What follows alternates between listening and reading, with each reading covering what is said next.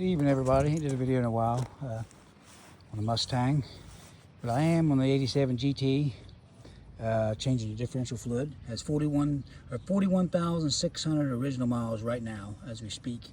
Took this pan off, grinding all that, taking all the caulking off here. Gonna sand all this real good and get this as best as I can. And I'm gonna use this product I like real well in here. As long as you get a good surface, as long as you don't get all the flaky rust off, you can use Eastwood's, which I love Eastwood's, Encapsulator Plus, Rust Encapsulator. I'll spray that on there first, and then I'll spray that chassis black on there and make her a nice satin black finish. That'll make her look good. And I'm going to change it out with the 75 W90 Redline. I love the Redline product. I did the 5-speed transfer case, whatever it is, or the transmission case, whatever the heck that is, up front with the Redline. And let me see here. Okay, there she is. 3.08 gear ratio, limited slip lock differential. I believe that's what it is. I don't know. I'm not no rear end guy, but I know that I know when limited slip, like some of the vehicles on my wife's car, if it starts spinning in the back wheels or the front wheels, it'll send all the power to the other wheel that's got traction. I think that why people like these vehicles for these rear ends and these Mustangs is because when they start spinning, it sends all the power to both wheels. Don't quote me on that, but I'm pretty sure that's what it is. But there's the rear end. You can tell it ain't been changed. It's a little black in here a little bit, but no metal shavings or nothing. I'm gonna take a brake cleaner and clean all this out. I done cleaned that up real good. But as you can see, this is an 87. It's been garage kept its whole life. A little bit of surface rust on this car. Go it this way. Sorry about the camera flipping around, but you can see right here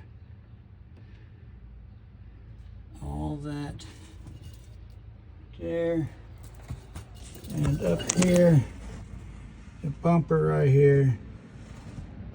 You can see a little bit of surface rust right there, but you can see all the frame members. There's nothing but a little bit of rust, nothing much. And what I'm going to do all of this, there's no way I'm going to be able to do Eastwood's underneath here. I was going to paint all this at one time. That ain't happening. I ain't got all the time in the world, and this is in good shape already. But I am going to put NH undercoating. You've seen some of my videos. Go back and watch them. I'm a fan of the, oh crap.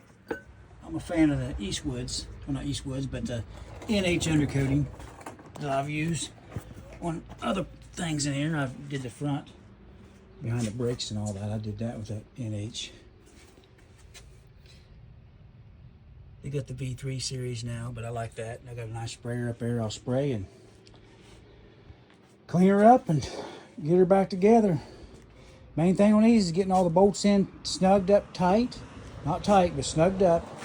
And then you want to, with that gasket on there, you do not want to tighten one side more than the other. You want to, just like putting on a tire, a rim. Just make sure the lug nuts, you just X them, cross them. But I'm going to use the lube blocker gasket. I like these because you can take this off and reuse it again. I don't like using the gasket sealer. I'm just not a fan of that, but I like this. So the most important thing is to get them snugged up tight, and then get a